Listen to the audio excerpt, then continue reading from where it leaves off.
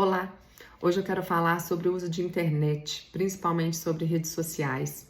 Em 2018, pré-pandemia, foi feita uma pesquisa com crianças entre 9 e 17 anos.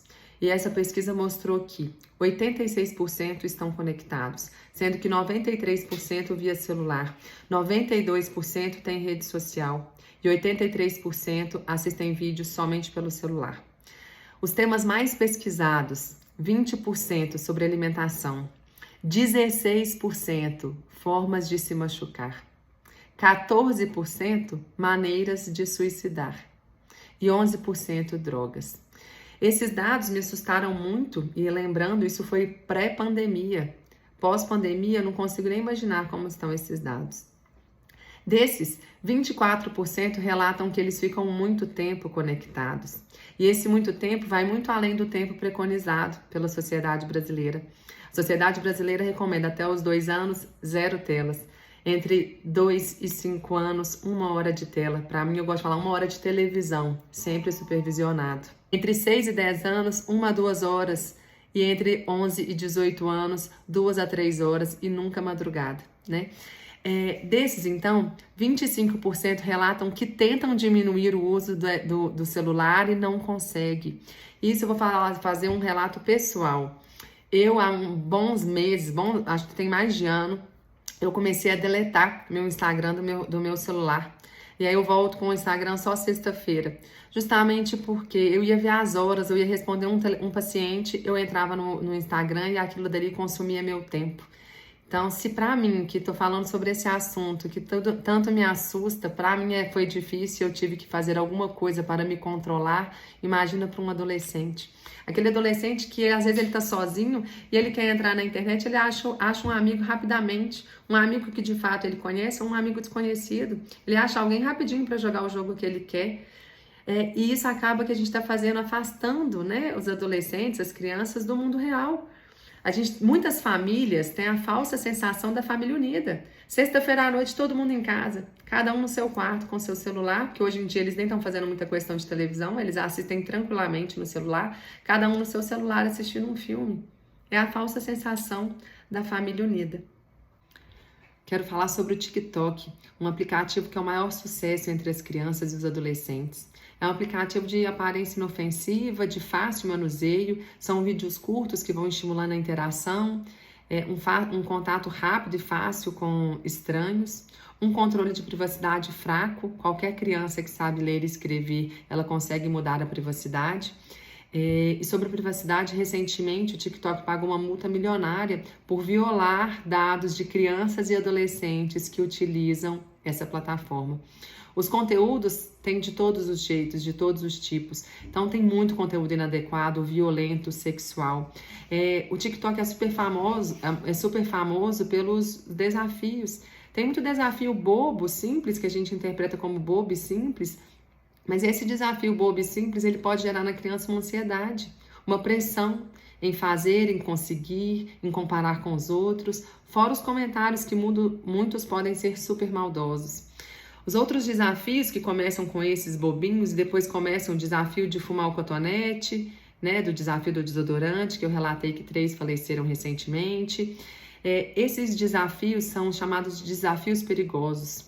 A situação está tão grave que a Organização Mundial de Saúde, junto com o CID, que é a Classificação Internacional de Doenças, que é aquele número que todo mundo que tem um atestado médico, que seja para poder viajar ou para não poder, tem um código de doença.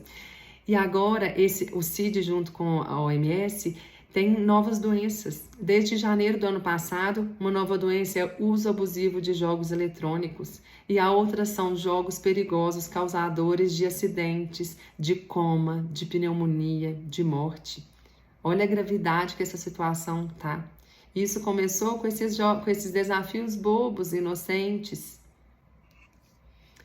O TikTok também é super famoso pelas dancinhas. Essas dancinhas bobas, muitas inofensivas, mas depois tornam-se danças sensuais. E muitas vezes a criança nem sabe o que é sensual, como na nossa época, pelo menos na minha época, que a gente dançava na boquinha da garrafa. Mas a gente não tinha a menor noção do que era a gente estava fazendo. E é essa criança que está no TikTok também. Mas na nossa época a gente não tinha visibilidade. Eu concordo que a maldade está nos olhos de quem vê. Mas hoje na internet tem milhares de olhos maldosos, milhares de perversos, de pedófilos, que pegam aquele vídeo de uma criança de 10 anos rebolando e se masturbam com aquele vídeo, que põe aquele vídeo em sites pornográficos. Então, o mundo tá maldoso, tá diferente. A criança, ela não precisa e nem deve ser exposta nesse meio. A gente tem que proteger nossos filhos de uma coisa que eles não precisam serem expostos. O benefício dessa plataforma, que era interagir, estimular a criatividade, mostrar brincadeiras, ele não está superando os riscos que a gente está tendo expondo os nossos filhos. Outra coisa da rede social, não necessariamente o TikTok, outras redes sociais, é o cyberbullying. Imaginar que adultos famosos, muitos saem da internet por não aguentar comentários maldosos. Imagina uma criança de 10, 11 anos que posta uma selfie se achando linda, alguém faz um comentário, nossa, parece uma lagartixa, ou outros comentários mais maldosos. Aquela autoestima daquela criança vai embora. Ela não tem que ficar postando isso, ela não tem que estar exposta a esse tipo de comentário. Por isso que a criança não deve ter rede social. Então, esse cyberbullying, ele é muito cruel. Enquanto eu comecei a gravar os vídeos, eu fiquei sabendo de uma família do interior que perdeu um adolescente de 17 anos por bullying e cyberbullying. Então, você imaginar que os adultos famosos que ganham para isso, que ganham para expor sua vida, muitos não conseguem e acabam se afastando, porque são tantos comentários maldosos, porque a internet virou uma terra sem dono, sem lei nenhuma. Todo mundo pode fazer o que quiser. Então, eu posso comentar. Não vai acontecer nada comigo. Então, imaginar que os adultos sofrem com isso, imaginar um adolescente que está naquela turbulência de emoções, naquele conflito dentro dele, do que ele quer. Então, eu acho que quanto menos a gente expor os nossos filhos, melhor é.